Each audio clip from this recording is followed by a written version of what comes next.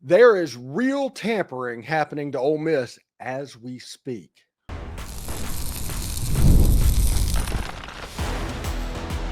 You are Locked On Ole Miss, your daily podcast on the Ole Miss Rebels. Part of the Locked On Podcast Network, your team every day.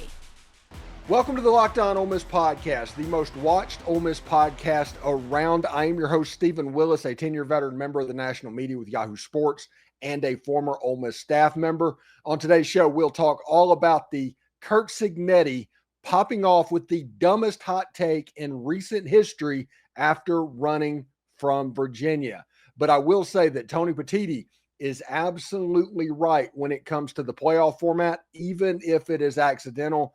But first, we'll look at the curious case of Luke Hasz and the tampering that seems to be going on behind the scenes. We'll talk all about that next. We're free and available on all the podcast apps and YouTube.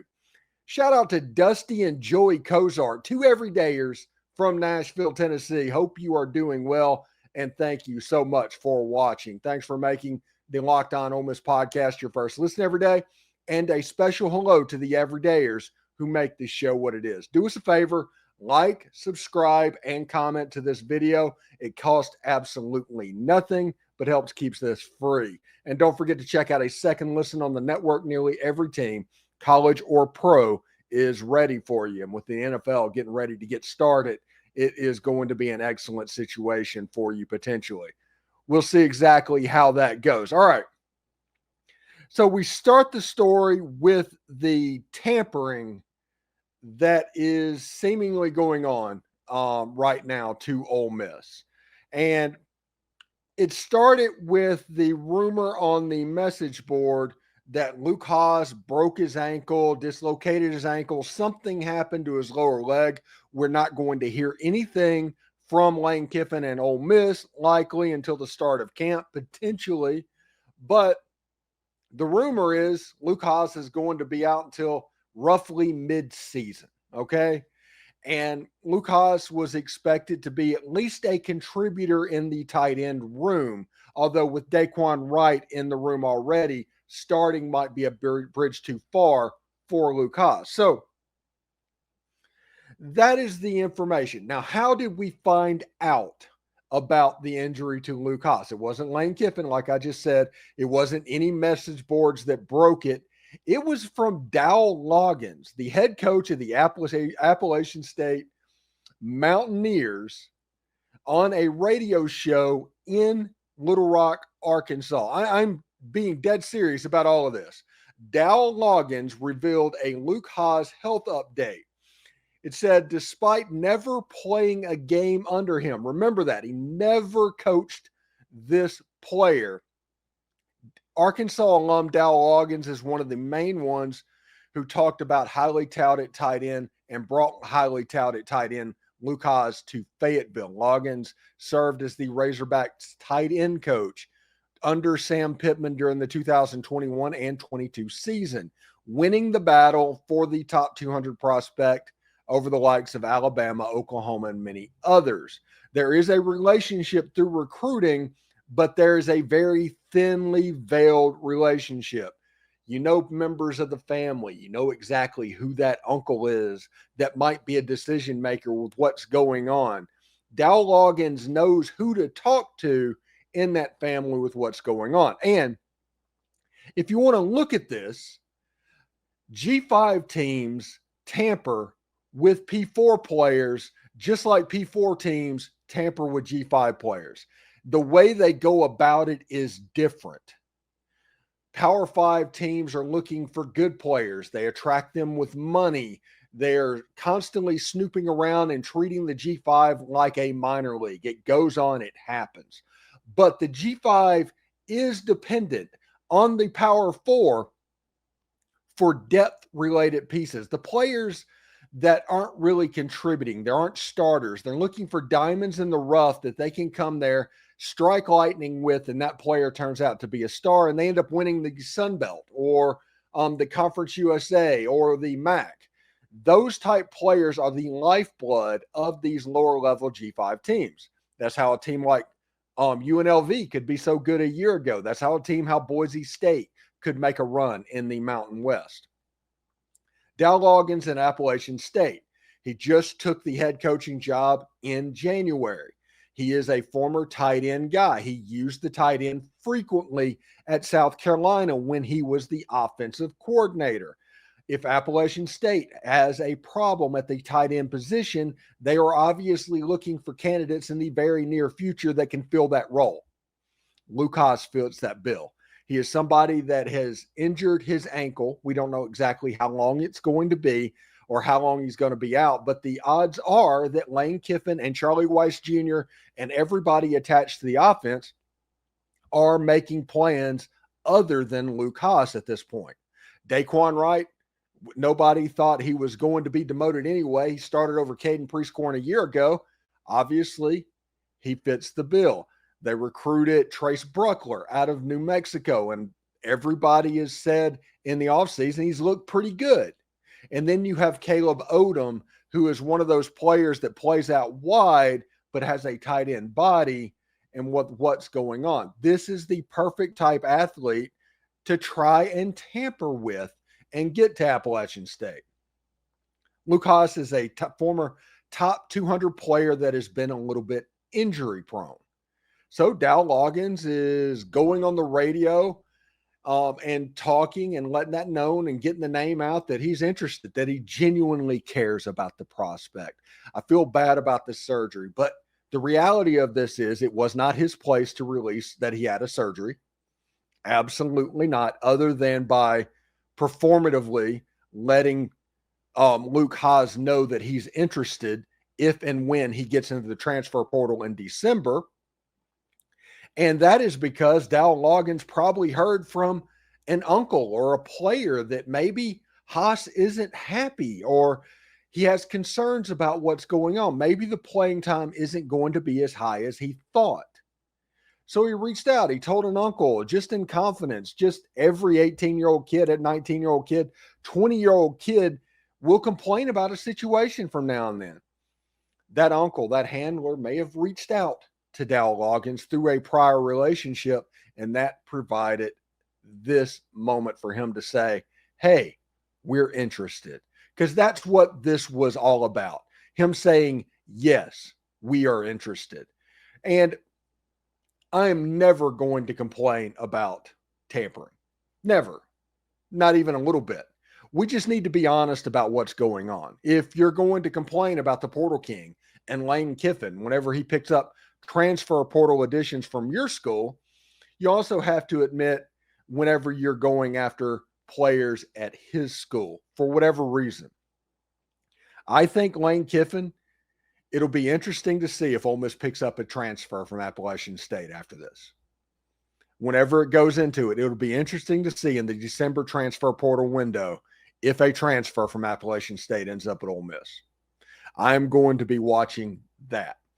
And this went in like Inside Arkansas, some ArkansasFootball.com. There was a newspaper or an internet page that put out this story, and part of it, kind of a throwaway line in it that was kind of funny to me, was Arkansas fans have week 3 on Oxford circled on their calendars a chance for revenge after the 63-31 thrashing in Fayetteville last year. All SEC offensive lineman Fernando Carmona does too. He admitted earlier this week that he hates the Rebels and can't wait for another crack at them. Carmona said it killed him on the inside when Kutas left for Ole Miss. He's another transfer that came down from the University of Arkansas. But it appears one of the Ole Miss 3 treacherous ex-Hogs won't be on the table anymore. Braxton and Kutas by themselves have to be enough to satisfy Carmona's hunger for payback. Listen, with what's going on at Arkansas, that might be the reason they brought it up and stuff like that going on. I will say this, Dowell Loggains had no business bringing up what he brought up. It was actually public tampering, whether the intent for him to go to Appalachian State in the December transfer portal window happened or not. It was a gotcha question, and he took the bait. Loggains was the offensive coordinator at South Carolina, as part of the group that complained incessantly about the fake injuries during the South Carolina game. And let's be honest about it. If that game happened and South Carolina played for 8 quarters, they were not scoring a touchdown on Ole Miss a year ago. So we'll see exactly how that goes. But what's happening right now is tampering from below. And great, I get it. South Carolina is littered with former Ole Miss players. Mississippi State is littered with former Ole Miss players. They need that to boost up their talent level to get where they want to be. I get that. But call it what it is. If you do that, we will have no problems at all. It's Big Ten Media Days, and they are taking victory laps on the SEC. Plus, they're rolling out the red carpet for their preferred playoff plan. We break down what it means for college football and why they're right, even if it's accidentally, next.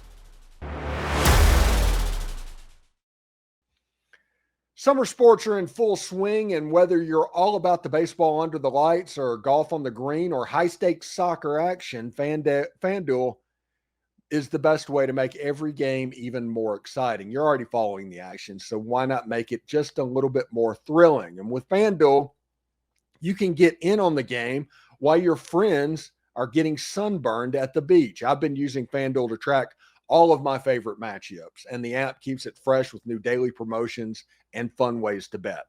Right now, in my mind, it's only on October 30th in the Georgia State Panthers, and Ole Miss currently is a 37-point favorite in that game. If you're new to FanDuel, though, new customers can bet just $5 and get $150 in bonus bet if that first $150 or $5 bet wins. Open the FanDuel app today or visit FanDuel.com to get started.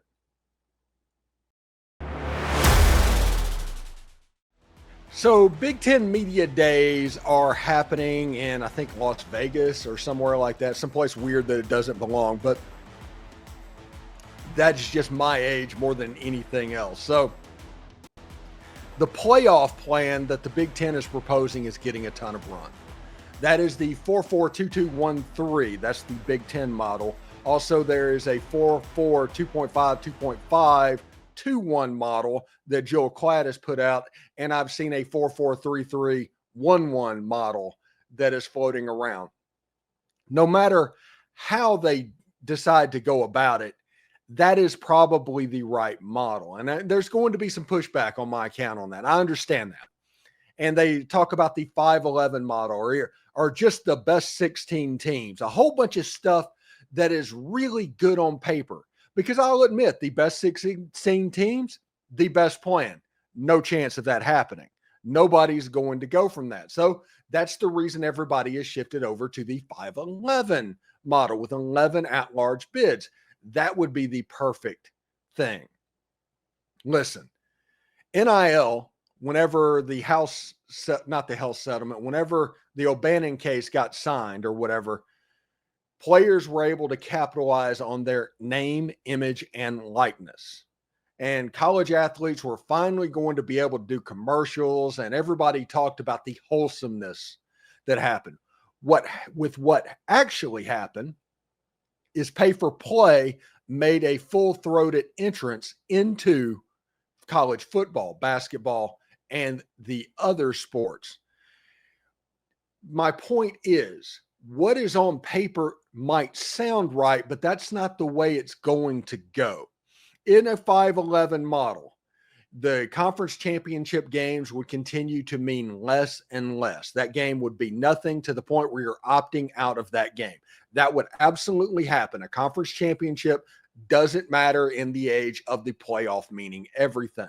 Regular season games like Ohio State and Texas, Clemson and LSU, Ole Miss and Virginia Tech, if you're looking forward to that game, those games will go away because of how risk adverse college administrators are when it comes to this. When everything becomes about the playoffs, it's all about gaming the system to make your way into the playoffs.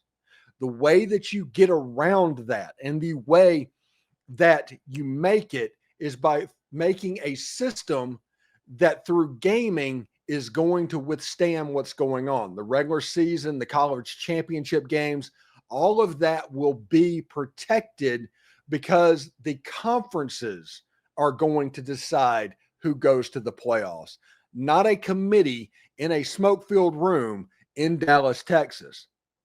Not a committee to where Indiana, who did not play a team with a winning record until week 13 last year, gets in just because they won 11 games. It doesn't matter that they didn't beat anyone. We'll talk about that in just a second.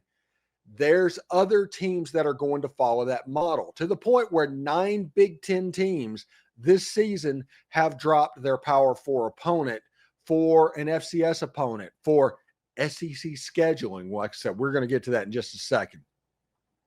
It is all about being risk adverse and trying to game the system to give you the best possible opportunity to make it into the playoffs. In other words, everything becomes about the playoff. If the conferences get to pick the number of teams that you go through conference standings or something like that, through playing games that they have. The non-conference games you're not going to be penalized for, so it's going to be better for the fan. There's several people that always talk to me. It's like college football is ruined. They have ruined college football. If you truly believe that, you don't want a 5-11 model. You don't want a 16 best teams model. You want to be entertained. And the way you can be entertained is through a play-in game between the number 3 and number 6 team in your conference and the number 4 and the number 5 team in your conference with the championship game. 3 games on championship Saturday to decide the SEC spots, where conference standings literally matter and can get you in. If you finish in the top 6, you are 1 game away from the college football playoff. And here's the best part, everybody. If you take this model, I guarantee you the team that was the best team in the country would be in there every single year, with 4 teams from the SEC, 4 teams from the Big 12, 2 apiece from the Big 12 and ACC. The best teams are going to be there. It's about who selects them. It's about preserving the regular season. It's about preserving conference championships and conference champion Saturday. It's about beefing up the non-conference schedule and adding a Big Ten SEC play game. It's about the Big 12 and the ACC potentially playing a game, if it's a 4-4, 2.5, 2.5, where the third place team gets a game for all the marbles between the Big 12 third place team and the ACC third place team. If you want entertainment, this is it. If you want excitement, this is it. And everybody that's going to argue about the best 16 teams or nobody should have guaranteed spots, they settled the biggest tournament in the World Cup, by this very much calculus. They have a standard coefficient to determine which region gets the most teams and how many they get each time. You can set a time limit on that to where the Big 12 and the ACC, they can become the big dogs in the yard if they perform well enough over time. The point of this is Tony Petitti is backed in to accidentally had the best playoff idea. He wants the conference championship game and the play-in games and all of that. And he probably wants a backdoor where Fox can get into the broadcasting of the college football playoff. But he is backed into a system that is going to be harder for everybody to gain because it is based on a conference race that has been happening for 100 years. This is the best playoff model, period, bar none. It's best for the fans. It's best for the teams. It's best for interest. It's best for people like me, other than having a show on the playoff bracket in November. This thing keeps it interesting with 6 teams that have a legitimate shot to make the college football playoff out of the SEC and the Big Ten in year 1. Like I said, that can change. If the SEC goes in there and gets beat in the tournament over and over, add a coefficient where they lose a spot. Add a coefficient to where the ACC and the Big 12 can gain a spot. Add a play-in game of make it a 3.5 and 3.5 to where the 4th place team in the SEC and the Big Ten plays for the spot, something like that. But this model is absolutely the best way to honestly save college football. College football has been under a good bit of stress. It has. Going more corrupt, more smoke-filled rooms. You're going to have the arguments against strength of schedule. There's really no way for that to be added. I think we talked about Tony Petitti. He said there's no metric to where the committee, it makes their job a little bit easier. All of this takes stuff out of the committee's hands. And we don't want it in the committee's hands. And they're not going to do a computer model. So what do we do with this impasse? We add a situation to where the playoff is not as gameable as an at-large thing. Everybody tries to analytic their way into a situation to where the top 11 teams get automatic or at-large berths, and the arguments go back and forth in a metric that you cannot ascertain one way or another, or not willing to do it. This way, if you finish in the top 4 in the SEC, you're in. You finish in the top 4 in the Big Ten, you're in. Top 2, Big 12, in. All of those. Notre Dame's in the top 16, they're in as well. The best team is going to be in the playoff no matter which model. The model and the question that they're asking, do you want to be more entertained or less entertained? That is the question. And the fans, they have been paying for these players. They've been doing whatever they need to do. They need a situation and a plan that actually benefits the fans. And more games like Texas and Ohio State will absolutely do it. Ole Miss going to Michigan State in a regular season game, that would absolutely do it. Ole Miss playing in a play-in game for the college football playoff would absolutely do it. There is no reason not to take Tony Petitti's model. And that is coming from an SEC man with SEC feelings that knows the story on both sides. Yes, on paper, it might look better to be 5-11 or 16 best teams, but that's not the way it's going to work out. It never does. Assume that people are going to take advantage of every situation to make their life easier. And if you can see the pitfalls, you can plan for them. And this way is the way that it works out. All right, in our final segment, we're kicking off a brand new feature on the Locked On Ole Miss podcast. It's called The Stupidest Take of the Day. And honestly, it's a couple of them, and it's an absolute doozy. We'll talk about that next.